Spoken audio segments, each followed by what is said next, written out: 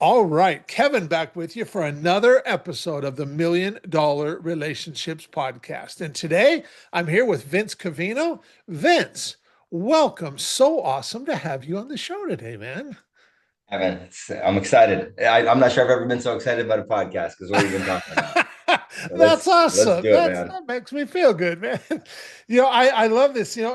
So much of the time when I have a guest on this podcast, it's when we've been introduced by somebody, by a mutual friend. Either they already have known me, that mutual friend did, or maybe they did an interview with me on the podcast and introduced me. But you and I, we just like we just connected on Facebook and started talking, and we had a conversation, and you told me about something that you were working on. And of course, you're Warrior Sage. It's not like I'm like intimately familiar with the work that you guys do there, but I've certainly heard of it. And I think anybody who's been an entrepreneur for any length of time has probably heard of it and stuff. And so, what was really cool is you and I already got to have a conversation. I found out some of the stuff that you were working on, and I'm like, you know what? I got a couple people that it might be worth you talking to.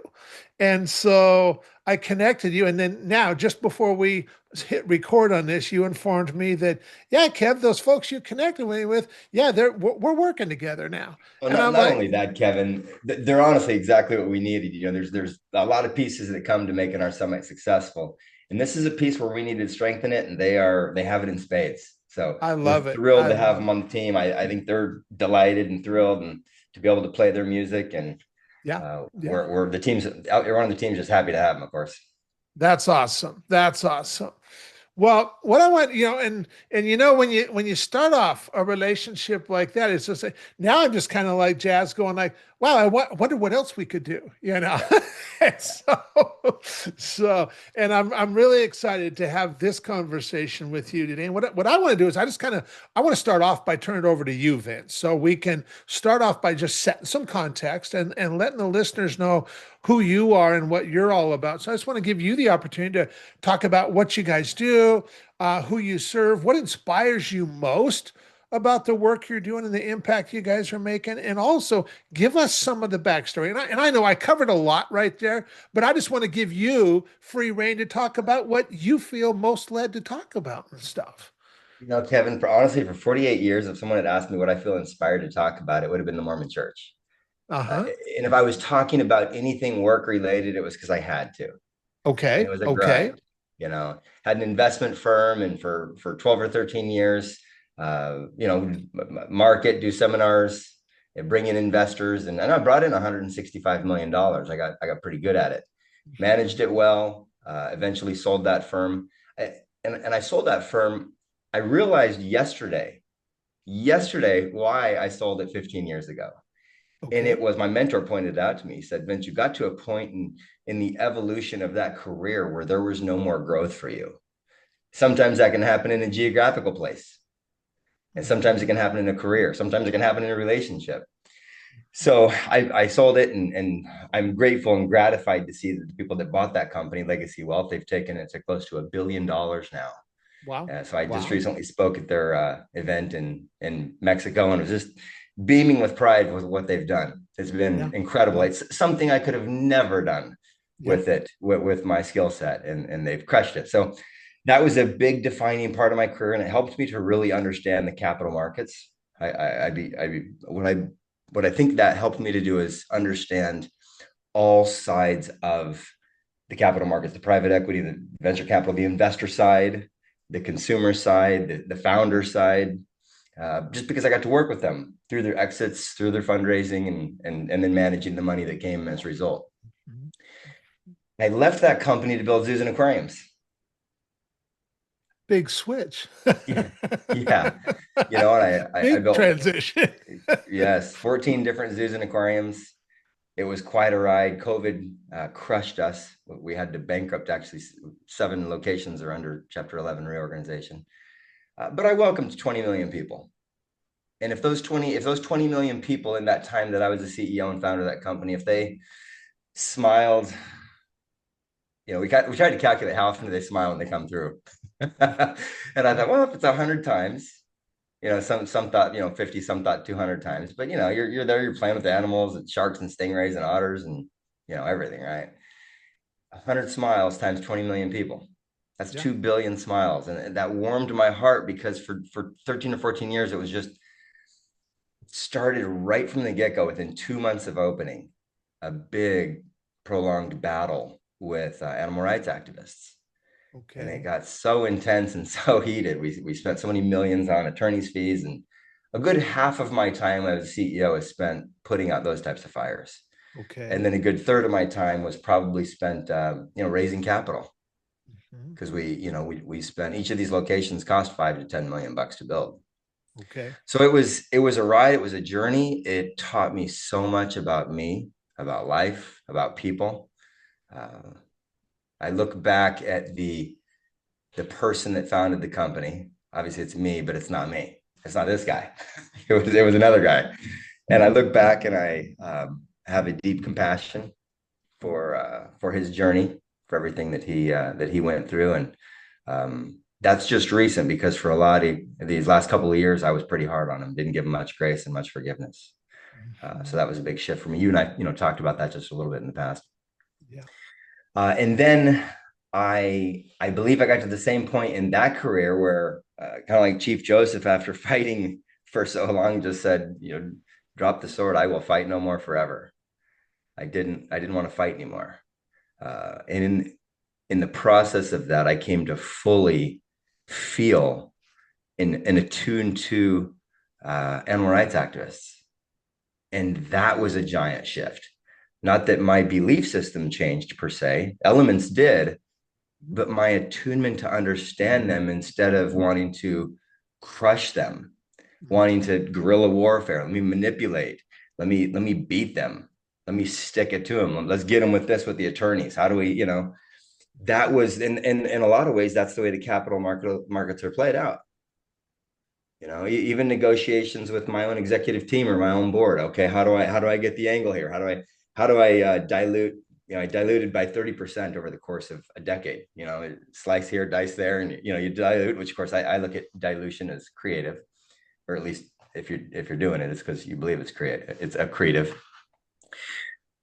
But I learned capitalism, I think, in the trenches of kind of the Milton Friedman. Hey, greed is a great thing. Look at all the people it helps. And I bought into that model of capitalism. So that was a defining piece for me in how I led and how I did business. I was an investor in a few dozen different investments, and still am, in about maybe 7 or 8 LLCs. And I was also one that was receiving funds and doing fundraising in the tens of millions, of course, to expand the business.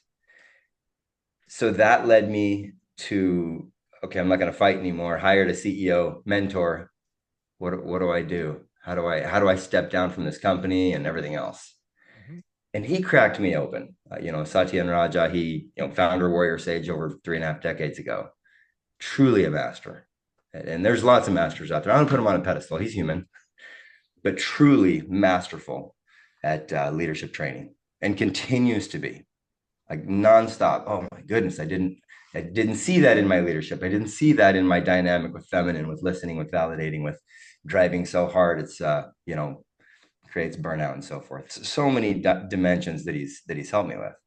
And so now we are, Warrior Sage is just this year moving into where I see a lot of really heart-centered investors moving, which is into uniting really heart-led, really impact-driven family offices, or private equity companies, but for the most part, just ultra high net worth, and usually in family offices.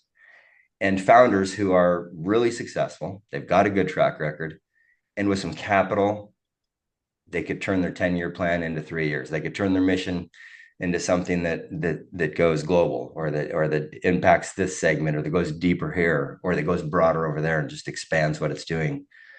And that alignment with good advisors, like you and others like you in their corner, all aligned, when that capital and the purpose and the advisors and the leadership is truly aligned, magic. Yeah.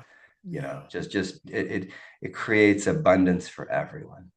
So that's what's That's what's hot for me. That's what inspires me. And I've Yeah. never really had any of these previous jobs inspire me. They were all for the money. Yeah.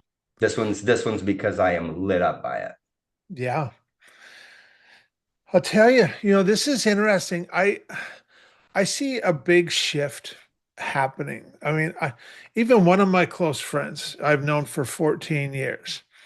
And when I met him, one of the things he was in the venture capital world, and looking from the outside, looking in at all of his possessions and stuff, people would like say this guy was definitely successful, based on that,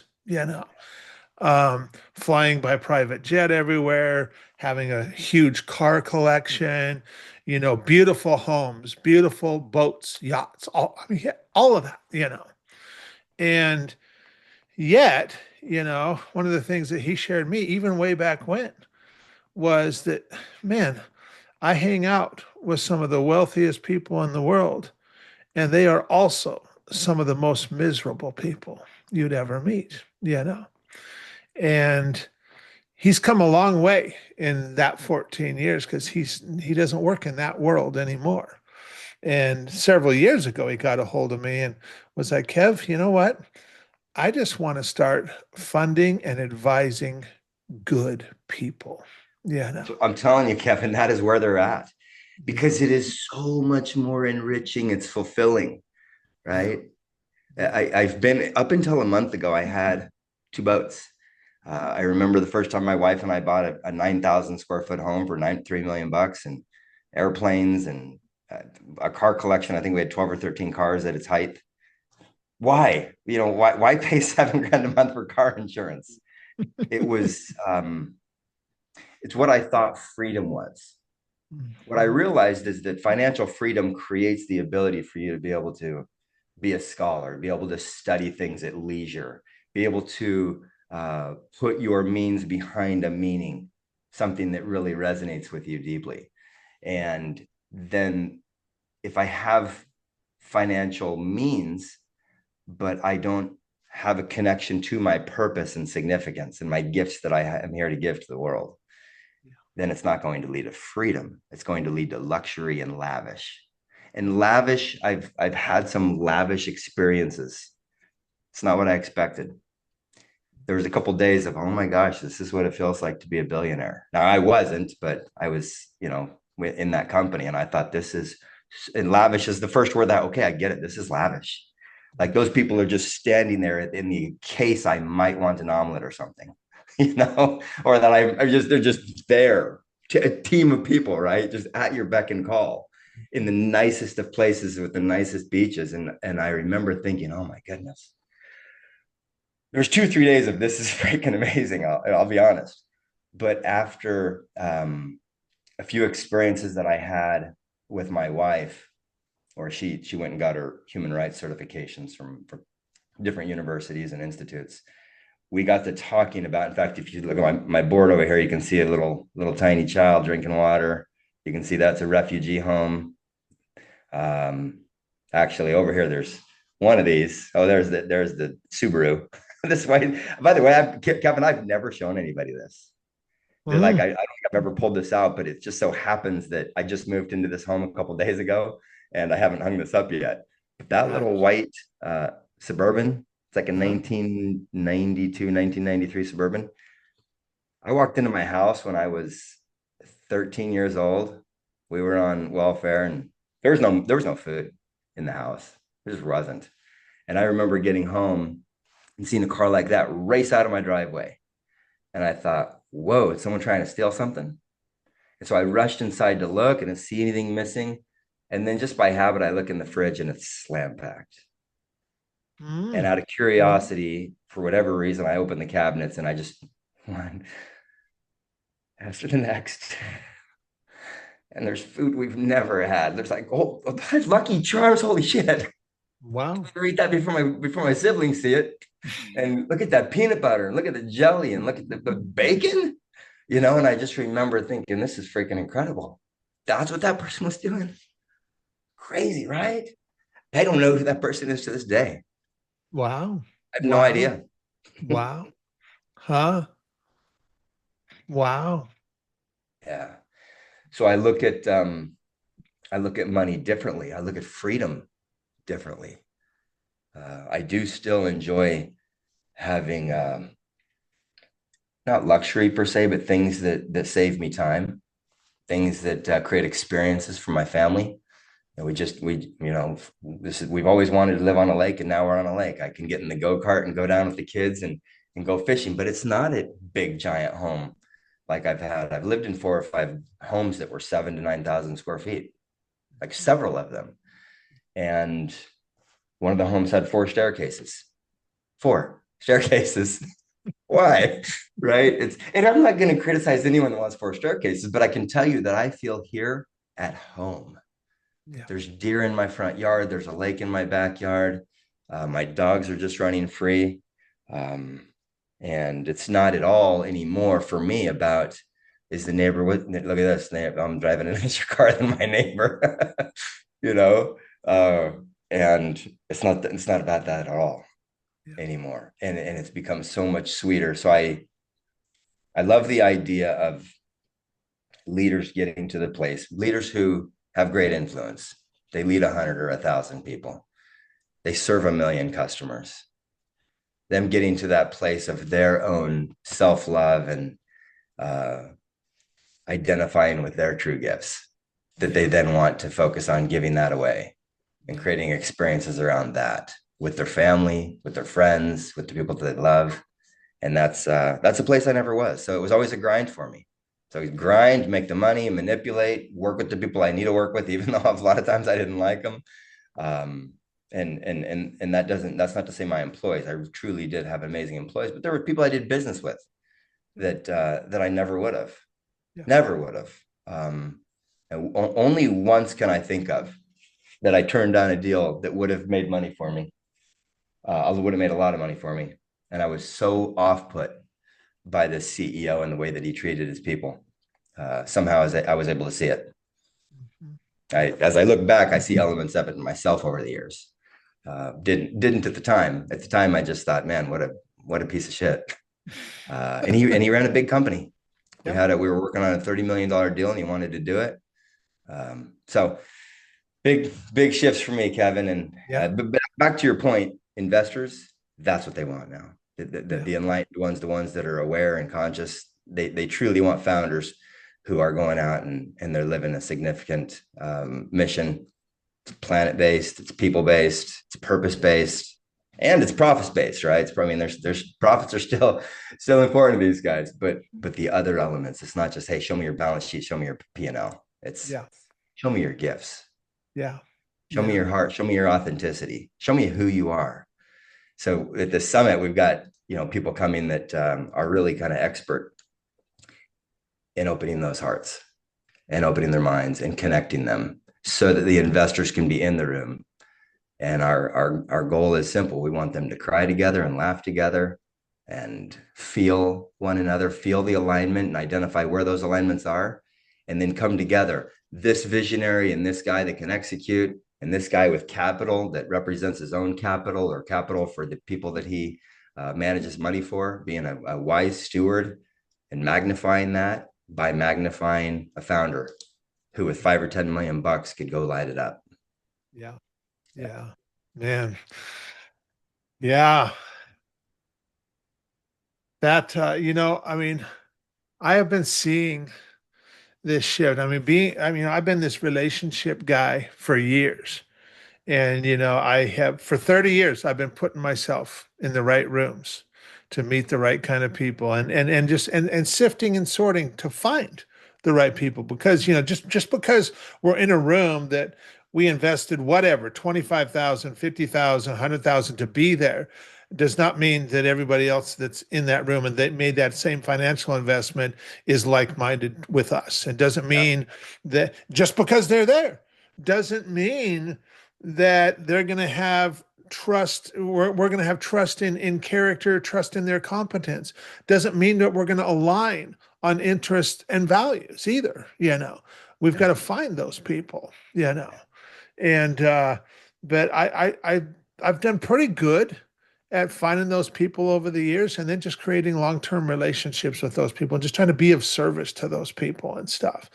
And now, especially with since 2020, I've seen this big shift where, I mean, even people that I've interviewed for this podcast have come straight out and said, Kev, I didn't used to place that much value on relationships, Yeah. but I'm placing a lot more value on relationships now.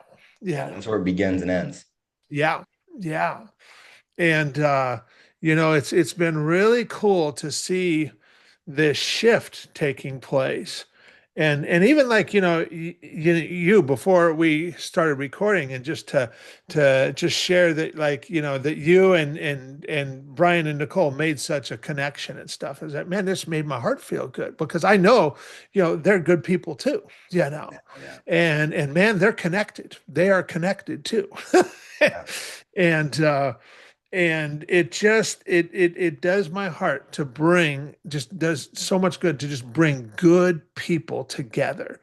And because, together we can accomplish and impact so much more than we ever could on our own and stuff.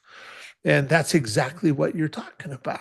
And it is, man, that's some powerful stuff right there.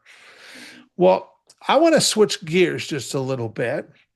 And so I'm going to reiterate the question for the benefit of our listeners. So, Vince, and have you ever been introduced to a person or persons who completely changed the course of your life or your business, so much so that much of what you have today would not be possible if not for this person or persons? And I know you and I were talking before we hit the record button, and you've got such a unique response that I'm just, like I told you, I'm really excited to hear about this from you, and just hear about your story and your experience as it revolves around relationships and stuff. Yeah. Kevin, if I could go back to being a 21-year-old, I get back from Okinawa, Japan after living 2 years, knocking probably a million doors there. Hey, would you like to learn about Jesus and Book of Mormon? And right, 2 years. And I got back from that and started my career. Financial advisor, went to a couple of universities, and then jumped right into being an advisor, starting my own firm. Had I spent 6 months in Tibet with you, or, had I just watched you for a year or learned from you, had I been able to have a download from your mind and your heart, this piece about relationships and connections and meaning, that 21-year-old, had it landed on him, had he been able to assimilate the wisdom and the mentoring at that time, he would have been something that I feel I am now, and that I hope to be, and the man that I admire. It's one that's multidimensional. It's, yes, financially successful, physically, fit and healthy. Sounds like the Scout Oath brother for a second, but emotionally available to his family. Sees his friends. When his friends come over, he sees their gifts. When he works with his employees, he sees their brilliance and their contribution. I didn't have that until this last couple of years, and it's a process. Like literally yesterday, I felt like I got a leadership upgrade. Yesterday, it was a big one for me. But the person that I would say I am most grateful for is the only one that has been there with me since the second I was born. When my grandma held me when I was minutes old, just right there against her chest, and felt that love. That little baby that then, when he was 5, had some challenges, and when he was 10, had some challenges, and armored up and just began to believe some stories about life and religion and capitalism and how to get approval and how to be seen. And that boy, and the way that he showed up in his life, his resilience, his courage, his vision, and his tenacity. He's just tremendous grit. Went through when I talk to people about the battles I had with the animal rights, they can hardly believe, espionage and everything you can imagine. That I look back at that leader doing the best he could and failing utterly and miserably to see people, to validate them, to hear them, to listen, and to love the way that they deserve to be loved. Like I look at that guy and I realize he didn't see it. Like it's like he was legally blind and someone had taken his glasses away. And he's walking around like this and just doesn't know shit. I remember in 2013, one of my managers sent a message to one of our founders, one of our investors, and said, and he forwarded it to me, said, "Hey, Vince, I just want you to know what they think." Uh, and it said, "Hey, just want you to know Vince doesn't know his head from his ass." Oh goodness, I thought, oh, and I remember the person, I remember, and I can attune to them now, and I understand why they said that. At the time, I thought, oh, she doesn't know what it takes to be a founder. Oh, she doesn't understand business. There, little girl, right? Condescending and very egoic.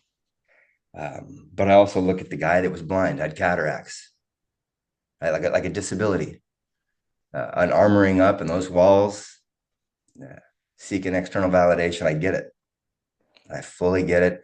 Believing things he did about that he was destined to usher in a millennial reign and be a great and noble leader in God's church that I was foreordained to do so. Just elitism and judging others and oh my goodness, you have a tattoo, you drink coffee, don't you know your body's a temple? Just all of those things that I bought into, lived them fully to the letter, law of Moses, and I now, and this is hot. It's like warm bread. I'm going to serve it while it's hot.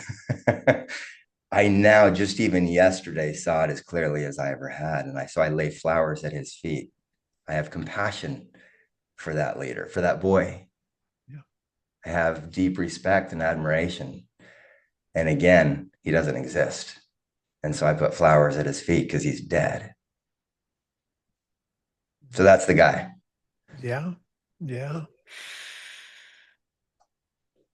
And Kevin, I say that recognizing that I don't know if anyone's had better mentors than me. Mhm. Truly.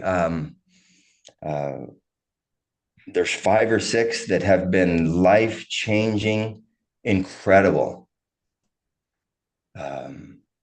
And they have taught me deeply. And I would pay the deepest respects and have the deepest bow for each of them, and then probably 2 or 3 dozen more that in some way, whether they know it or not, unwittingly even, truly helped me to see, helped me to be a stronger, better leader, better visionary, heart-centered. So there have been many, but the one that I feel most gratitude for is the one who just struggled and suffered and moved forward. And when he saw he was wrong at whatever turn, he said, I see it. Okay. All right. I got you. There we go. Yeah. I see Yeah. it, Yeah. which is beautiful. It's been such a beautiful transformation. One of my mentors, Suzanne Raja, she early on in the work, when I knew I was going to be working with her and her husband Satyan as a mentee, she said, "Oh, the sweet fire of transformation." And in her smile and her tone and her energy, I knew that she knew something I didn't know, but that I was in for a ride. Yeah. And it was sweet. It's so Yeah. sweet. The transformation, the process, the connecting with the heart, the seeing, it's so beautiful. Yeah. Yeah. I mean, just listening to you share, Vince, I think about my own journey and of course, every entrepreneur has had a journey, you know, and we're still on it. And yeah, there has definitely been some dark times along the path for sure. Yeah. I mean, I remember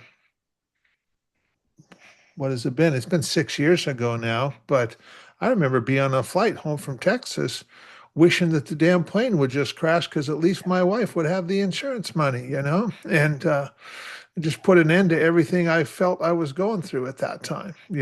And so there's been these dark times for sure.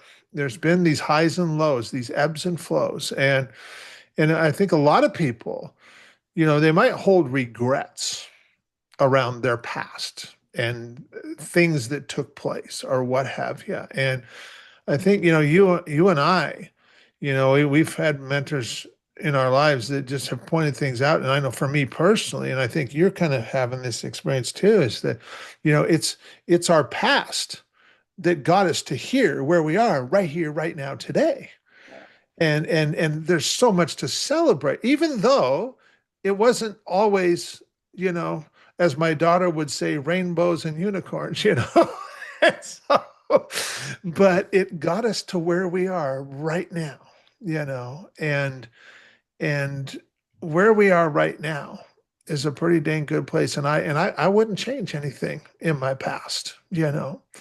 I'm really grateful for that.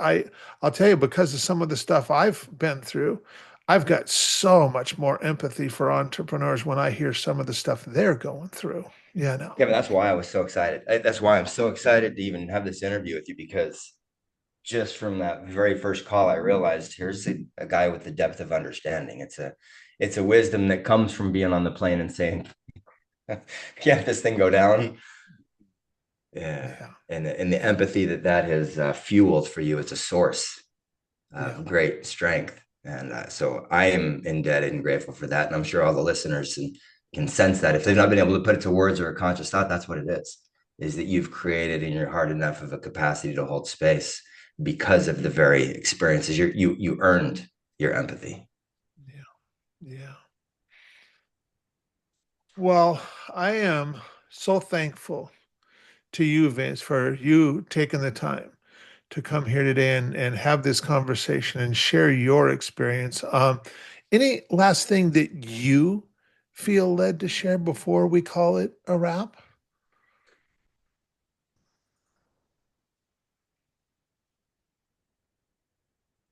Suppose I would be remiss if I just didn't share. Um, I've just talked about capitalism and religion in such a negative light, and I would just remiss to share that so much good has also come from it.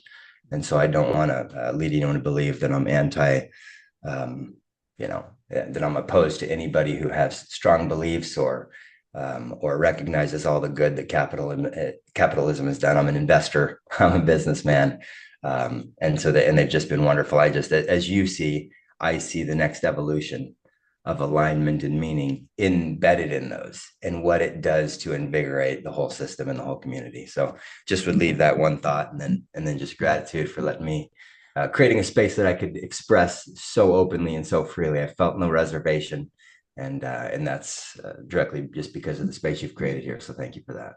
Oh, you're so welcome. You're so welcome. Well, my goal for this podcast is, it's always been twofold. Right from the beginning, I wanted to give my guests, give you the opportunity to honor, someone or someone's in your life that has been so impactful. And on the other side of it, I just want these stories and these experiences for our listeners to just be able to inspire them to place an intentional focus on creating more real, meaningful, rewarding, and profitable relationships in their own lives. And Vince, with your help, man, we delivered in that today. We delivered on that in spades. And so I want to thank you. And for anybody that's listening to this going, man, Kev, that was powerful. I really love Vince. I love how Vince shows up, and I'd like to find out more about him and the work that they're doing. Any resources, any websites that we can share with folks? Oh, thank you. Warriorsage.com. Okay. Okay. That's where we do Uh, this work. yeah. Awesome. Well, I will make sure we include a link to that with the notes for show notes and stuff. And Vince, once again, thank you so much for taking the time to have this conversation today. Really appreciate it and really appreciate you, man. Thank you. Awesome, Kevin. Until next time, man. Yeah.